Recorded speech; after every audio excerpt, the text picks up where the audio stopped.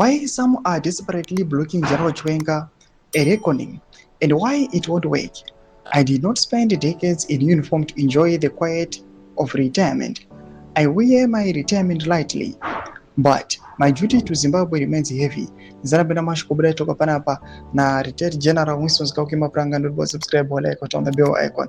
And Ramirachit I've watched from the margins as the country's leadership circle has become a marketplace of fear, secrecy, and self-preservation.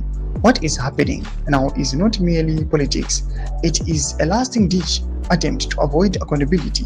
When General Chiwenga fell seriously ill and was flown to China for treatment, I was not alone in knowing what was at stake. He was in a hospital bed, fighting for his life, while others in our own ranks were secretly calling each other, laughing and toasting with champagne at General Chiwenga's possible death. There are people who know exactly what I am talking about. They celebrated when General Chiwenga was on the edge. They thought the world had ended for one, and theirs would begin. That moment was a window into their souls. It revealed who they are when they think no one is watching, and it left a mark that cannot be erased.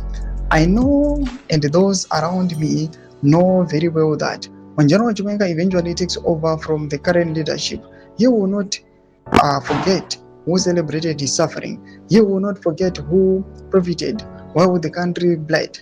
He is not a man of private vendettas, but he is a man of discipline, and he understands loyalty and betrayal.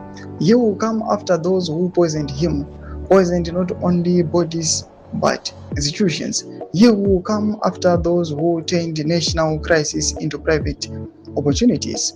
Equally, General Chiwenga will not preserve the architecture of corruption that has been built in the shadows. He will reverse the shady deals, the ones signed in early hours, the ones where state assets were sold for a song, the ones where contracts were handed out like party favors. He will not allow the corrupt elites to continue hiding behind military ranks, party titles, and old comradeship.